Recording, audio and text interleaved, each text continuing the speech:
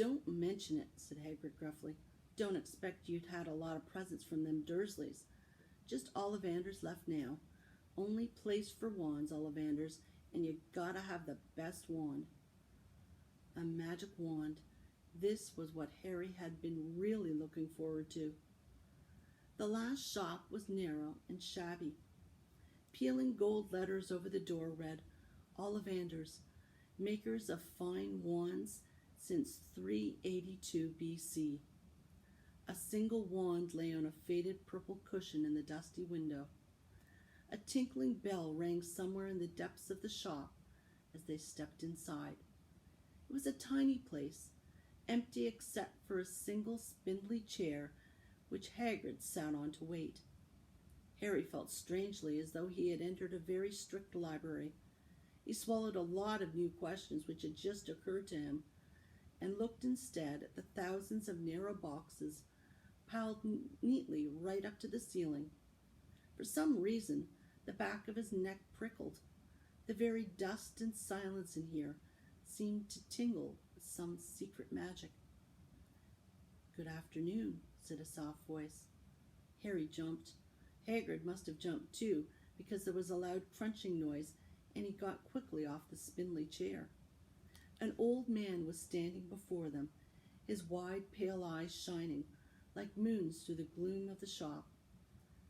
Hello, said Harry awkwardly. Ah, yes, said the man. Ah, yes, I thought I'd be seeing you soon, Harry Potter. It wasn't a question. You have your mother's eyes. Seems only yesterday she was in here herself, buying her first wand. 10¼ inches long, swishy, made of willow. Nice wand for charm work. Mr. Ollivander moved closer to Harry. Harry wished he would blink.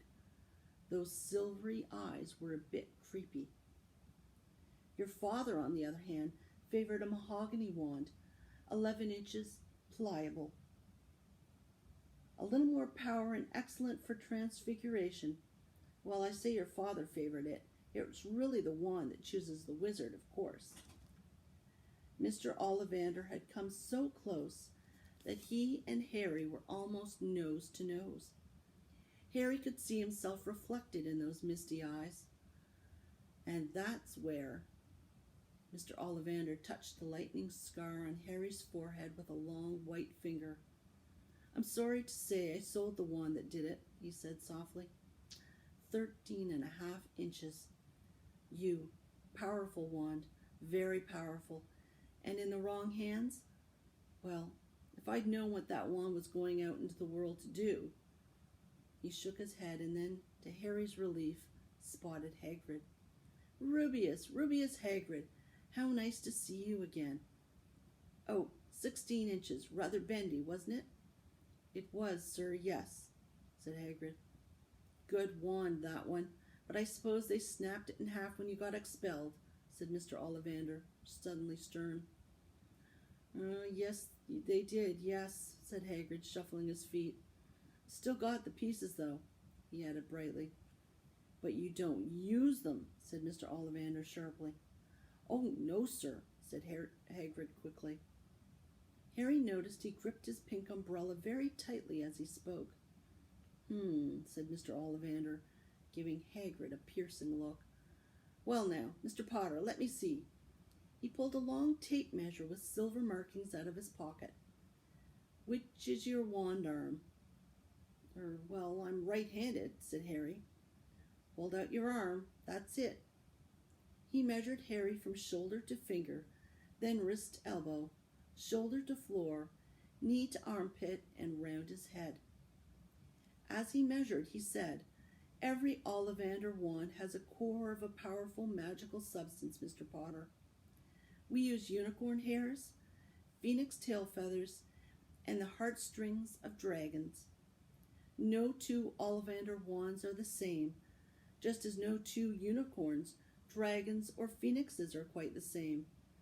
And of course, you will never get such good results with another wizard's wand.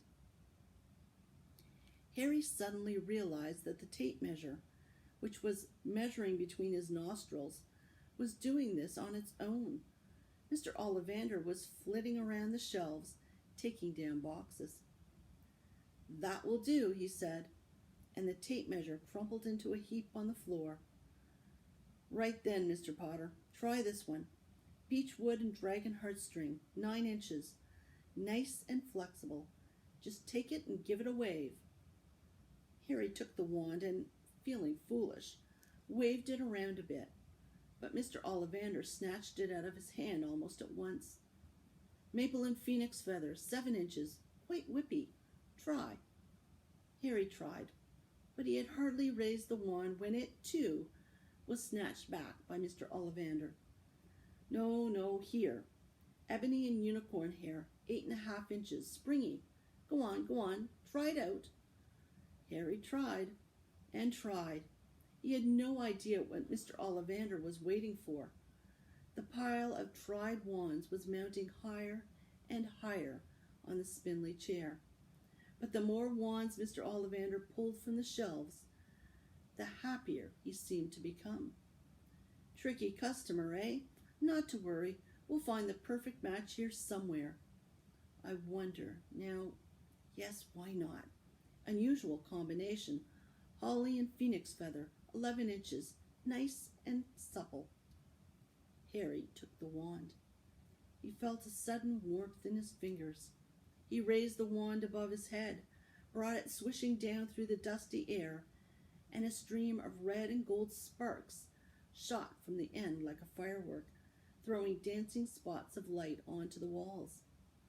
Hagrid whooped and clapped, and Mr. Ollivander cried, "Oh, bravo! Yes, indeed, oh, very good! Well, well, well!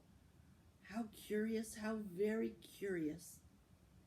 He put Harry's wand back into its box and wrapped it in brown paper, still muttering, "Curious, curious." "Sorry," said Harry, "but what's curious?" Mr. Ollivander fixed Harry with his pale stare.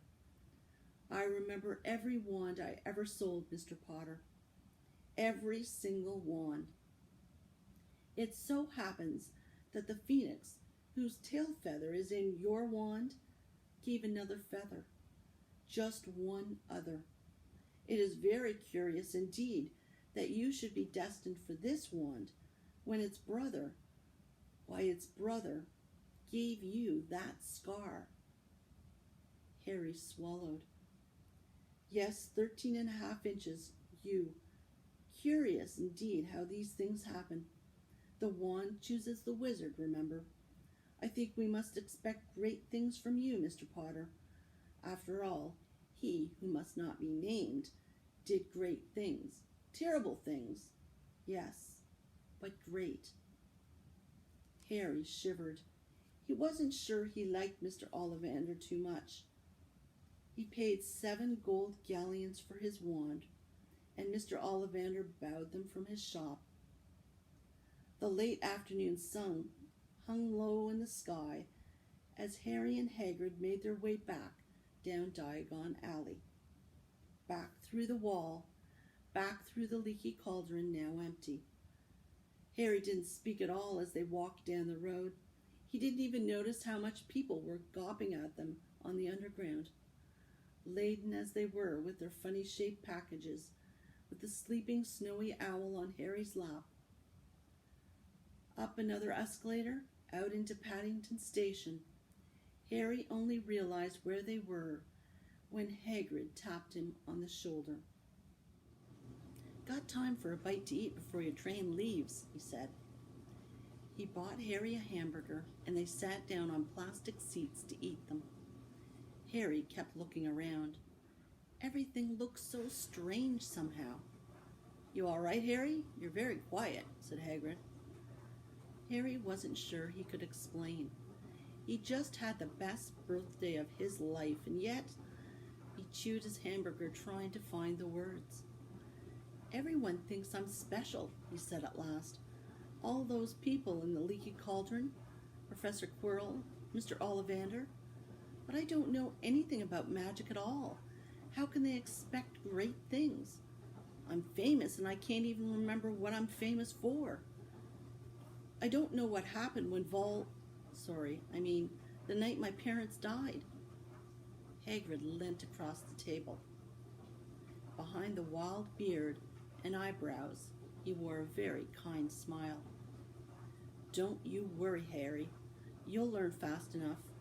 Everyone starts at the beginning at Hogwarts. You'll be just fine. Just be yourself. I know it's hard. You've been singled out, and that's always hard. But you'll have a great time at Hogwarts. I did. Still do, as a matter of fact. Hagrid helped Harry onto the train that would take him back to the Dursleys, then handed him an envelope. Your ticket for Hogwarts, he said. 1st of September, King's Cross. It's all on your ticket. Any problems with the Dursleys, send me a letter with your owl. She'll know where to find me. See you soon, Harry. The train pulled out of the station. Harry wanted to watch Hagrid until he was out of sight. He rose in his seat and pressed his nose against the window. But he blinked, and Hagrid had gone.